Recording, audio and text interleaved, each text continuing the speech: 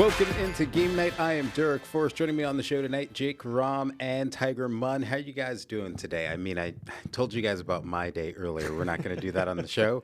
But let's just say it's been a little rough. I'm counting down the days. I think we're 8 days away. To the World Cup. The World Cup.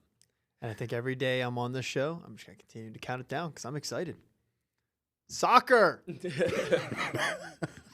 I am too anxious to really comment on how I feel right now.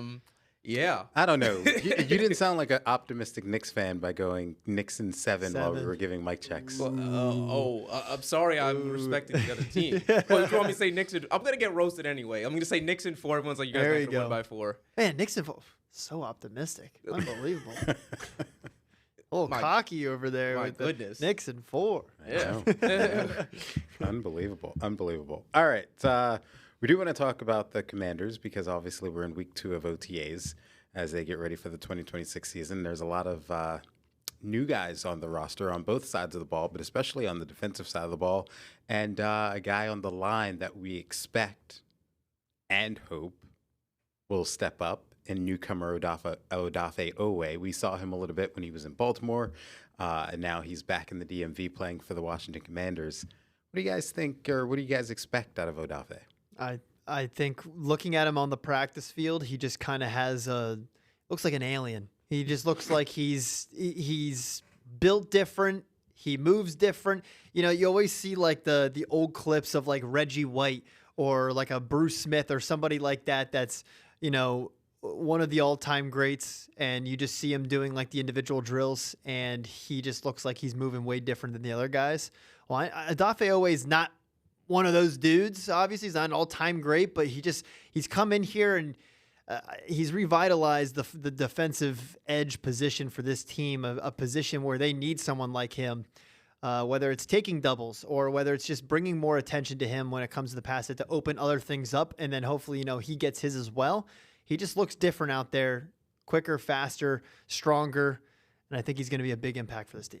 I'm right with Jake. I think he's going to have a massive impact with this team because, let's face it, last year in terms of getting to the quarterback was rough, to say the least, and me being nice about it. But I do think he's going to come in and give a different look to a lot of offensive lines.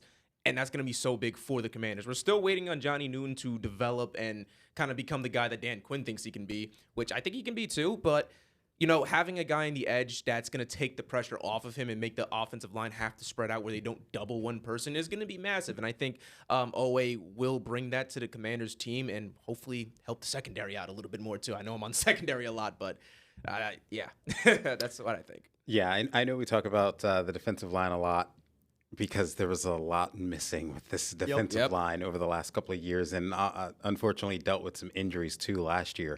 So there was a lot of hope on Daron Payne over the last couple of years, and it's funny, we haven't even really mentioned his name. And when I say we, I don't mean just us. I mean just in general, sports media around, because it might be a good thing that Daron Payne isn't expected to be the guy.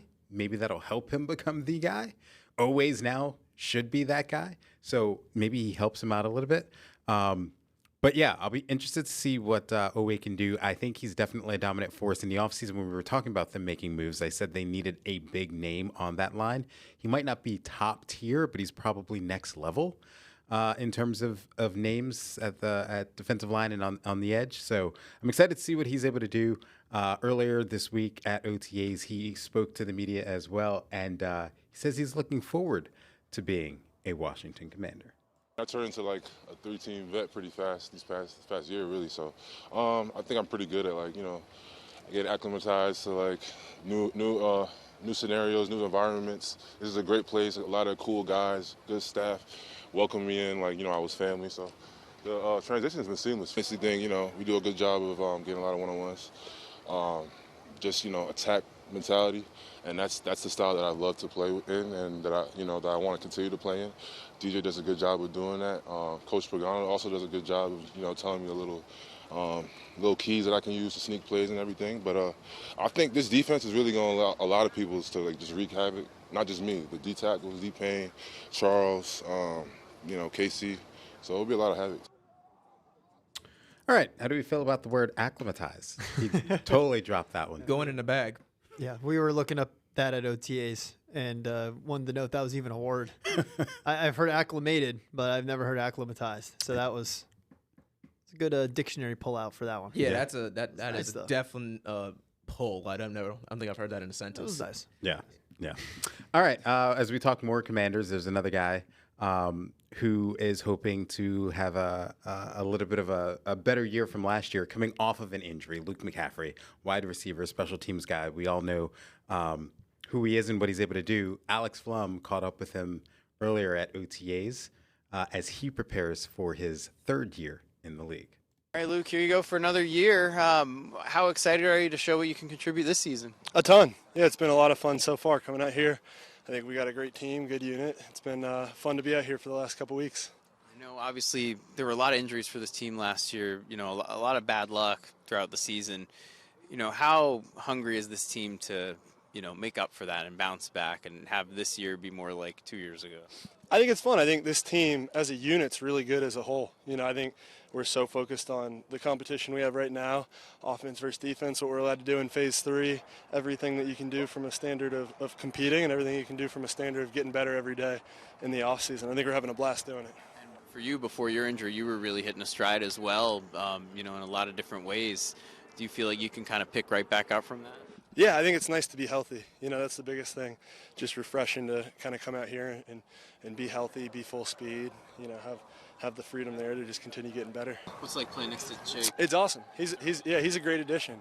I'm so excited to continue to kind of gain that mesh, gain that chemistry as we have an offensive unit, but he's, such a great athlete, such a stud on the field and such a great energy in the locker room. So he's a great addition. All right. So what are you guys' expectations for Luke McCaffrey this year? I think it could be a bounce back year. I can see him being a massive impact in the kick return like we saw him have, before getting injured last year. I feel like that's going to be where we see him make the most impact, this wide receiver room, as it takes shape and take form. We'll see. I mean, yesterday David Blau talked about Terry, being in the slot more and stuff like that. That might take opportunities away from a guy like Luke McCaffrey, who is a slot guy for this team. So I can see him just being having a massive impact when it comes to the return game, specifically kick return. Yeah, I agree with Jake. I think he can also factor in a lot with short passing game. I thought he really kind of excelled in that slot where he doesn't have to go against the number 1 and number 2 corners. He can kind of work off safeties and linebackers a lot more in that slot position, which might be better for him in the way he's just kind of built as a receiver. He's not really the biggest guy on the planet. But, yeah, I'm expecting a good year. This is his third year. It should be a good year. I mean, right? It's your third year. You got Jane Daniels as a quarterback. I would expect you to take a jump. But, I think Luke is big for this team, and I think his development's going to be big for this team in terms of just having a reliable guy for Jaden. Yeah, and your third year usually means you're 1 year away from negotiating a new contract. Exactly. Coming off your contract as well. I think the one thing that he benefits from, too, is the experience that he got last year before he got hurt, because he was relied upon without Terry being out there and dealing with some injuries. Noah Brown was back and forth with injuries as well. And he got a lot more reps offensively as well as a wide receiver. And I think the confidence of what he was able to do special teams-wise will really help out Luke McCaffrey. Plus, I mean, you guys know that I'm a Luke McCaffrey guy for sure. So always going to root for Luke McCaffrey. But one other thing that we want to talk about that was massive today, we learned that Audi Field and the Washington Spirit, they're going to be hosting the NWSL title game later this year. That's huge news for the Spirit and huge news for Audi Field that is typically rocking during a regular season or postseason matchup already. So now you're adding a title. And if the Spirit could get there too, would be outstanding. Yeah, we were talking on the way here. Imagine if the Spirit make it and this place would be – They don't call it Rowdy Audi for no reason. And, it's just it's amazing to see more soccer come to the DMV, especially with the Spirit since they're so big in the soccer world now in the DMV. So, again, great opportunity for both teams. Yeah, I mean, this is an exciting moment. I mean, it wasn't too long ago that they hosted the NWSL title game in 2022.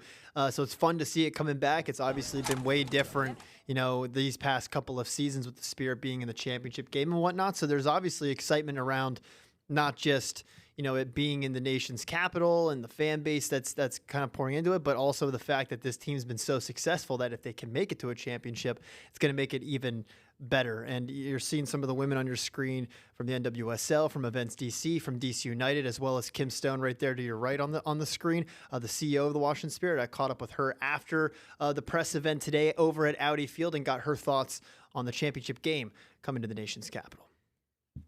Going to be hosting the NWSL championship game here. Just when you found out, just the excitement, the joy, what was the emotion like knowing that you guys have a chance to host it? I was so happy for the fans, right? This is really being brought here because the fans have shown up. They've created an atmosphere unlike any other in the U.S. In women's soccer. And it is a reward for them, and it shows the respect that the NWSL has for our fans. And so to me, I was happiest for the fans. Yes, I'm happy for us, absolutely. But we only have it because our fans created this opportunity and earned the reputation for supporting women's soccer, unlike many other cities. And then DC itself is known for supporting women's sports. So you put those two things together, you shake it up, and you get Rowdy Audi. Rowdy Audi at its finest, playoff atmosphere and everything like that, hopefully. But as this process was going through and knowing that you guys hosted back in 2022, did you how early on in the process did you believe that it was possible that you could bring it back here to the nation's capital? So 2 years ago when I first got here, I had a conversation with the NWSL and said, what does it take to host a championship? And so we started conversations back then.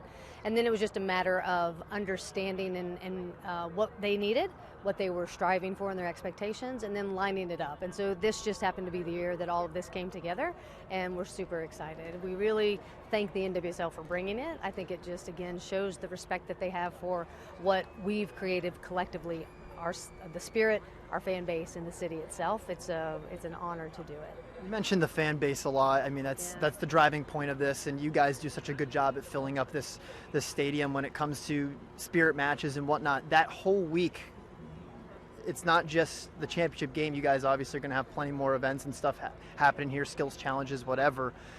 How do you feel like the fans in DC will respond to this moment? And I mean, they don't let you guys down when it comes to big events. What do you expect it's going to be like here in November? I think it's going to be a high energy.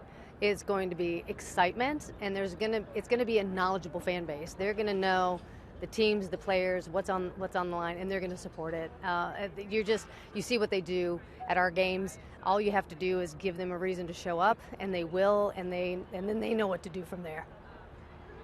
Spirit with a chance to do something that a team hasn't done in modern post-COVID era, which is be able to host a championship game, be in that game as well. I know that's all you want is the Spirit to win and be successful because it obviously drives more fans here and it makes you guys more successful. How much more motivation, and I know you talked about this a little bit before with the press conference, but how much more motivation do you feel like it brings to maybe not just the players, the coaches, but everyone that's surrounding the Washington Spirit to want to get them here in that championship game in November? I think we all want the same thing. And then from a team perspective, it's really about focusing on from a team's perspective, it's really about focusing on winning the Shield first, the regular season, and then advancing to the playoffs and getting to the championship. That's what we shoot for every single year. So our expectations aren't changing. It's just that, boy, wouldn't it be nice to be able to do it in front of our fans. And so, as I've said, from a business perspective, my motto's been, third time's a charm. Go. Third time's a charm. I think everyone's thinking that after the Spirit's been in the last two seasons. Yeah, it's going to be exciting. I mean, I was out in San Jose, California last year, and that was an excitement and very ecstatic type of crowd and moments. And I think having it in the nation's capital, like you heard Kim Stone say, and like how you've heard us talk about, basically, with the World Cup not being here and this area needing some soccer, you're going to get it in November. Yeah, for sure. And you say third time's a charm, but what better way than to host it too? Like if you end up in the championship game and you're hosting, you gotta pull it out. Knock on wood, they haven't Tampa Bay lost Bucks. a home playoff game in like 4 years. Oh, there so it is. You're giving yourself the best opportunity. There's the jinx. All right. All right. Coming up on the show, we're going to talk more Commanders. Should they go after a wideout? Should it be Stephon Diggs? Should it be Brandon Ayuk? Should it be no one? There's a lot going on. We'll have that coming up next on Game Night.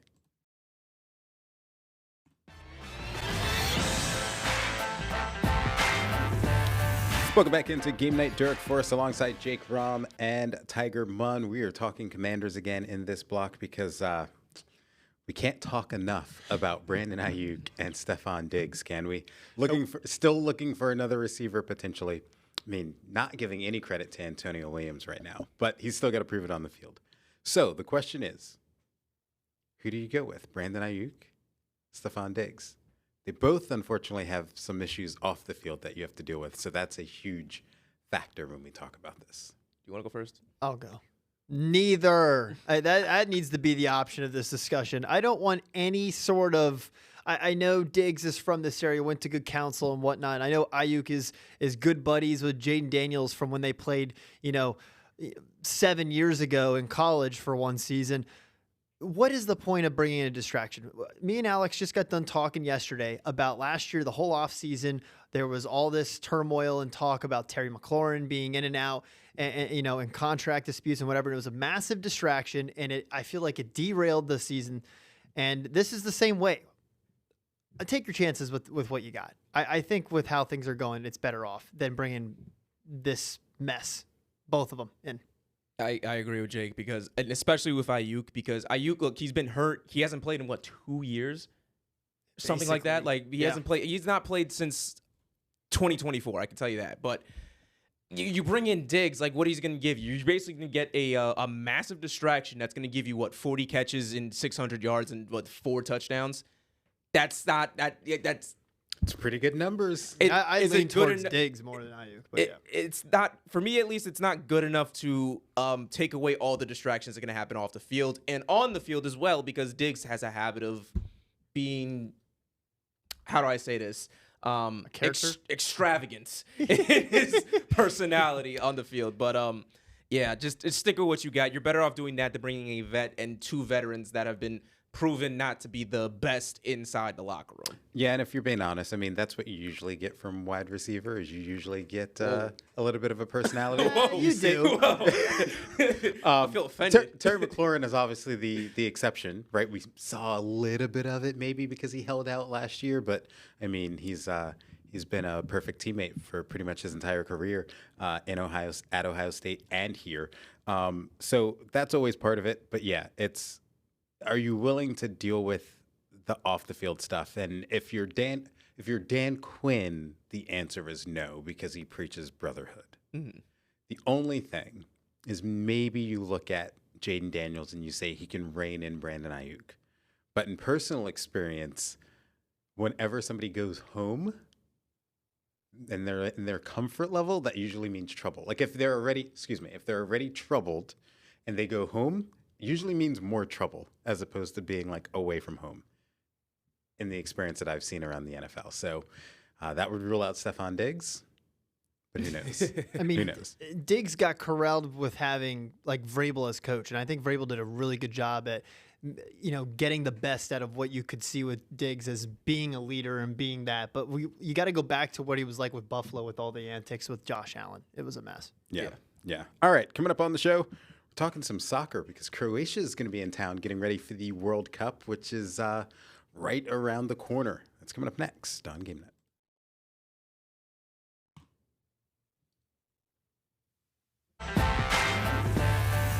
Welcome back into Game Night. Derek Forrest alongside Jake Rom and Tiger Munn talking a little soccer because Croatia is going to be in town. Their home base is going to be in Alexandria, Virginia. They're going to be at Episcopal High School and hopefully getting some locals excited for the World Cup. I'd be very excited. Whether you can get out to, if they're going to have events where you can see Croatia or go out to a practice or whatever. There's only one other team that's probably done better in the last 2 World Cups, and that's France. 1-1 loss in the finals. They went to a final loss to France and then went to the semis, I believe, took 3rd at the last World Cup. So they've been one of the most impressive teams over the span of the last 8 to 10 years. So if you want to see good soccer, quality soccer, this is a team you might want to follow because Croatia has done basically everything you can besides win a tournament. Yeah, what are they, 12th in the world? 12th, 15th, so they're somewhere around there, right? They kind of around that. They have an older group, and I think the experience that they have is going to help them go a little further in this one. Yeah. Well, it'll be interesting to see. Thoughts on the World Cup? It's cool because that information is a little bit new to me. I follow the World Cup, just not as intently because it's not one of my top sports, but getting used to things. So now I know a little bit more about Croatia. I know they're really good and might be a team I look out for when the U.S. eventually gets bounced. So, yeah. Unbelievable. All right, coming up on the show, we had a leaked Madden cover over the weekend. We're pretty certain that it's official. They haven't officially announced it, but we got a local guy on the cover. We'll talk about that coming up next on Game Night.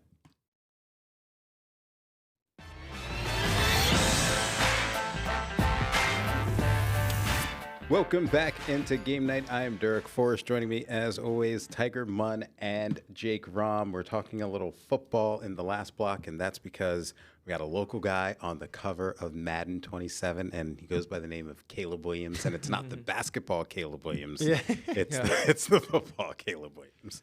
How do we feel? It's awesome. I was saying to Tiger on the ride back from Audi. I don't know if they're just running out of elite quarterbacks, but I wouldn't say I'm surprised, but it seems like Madden's been taking the route of using an iconic moment or a big moment that happened the last football season to put on the front of the Madden cover. I think of Saquon Barkley and the hurdle backwards, and that made the Madden cover. Yeah. He had the jump man throw, as you're going to see here. I mean, it's good for him. It's good for, this area. Another DC guy, kind of, spreading his wings and showing that he's among the elite. Yeah, it's cool to see. I would be scared if I'm a Bears fan because I feel like the Madden curse. The Madden curse has been defeated by Patrick Mahomes. It could be.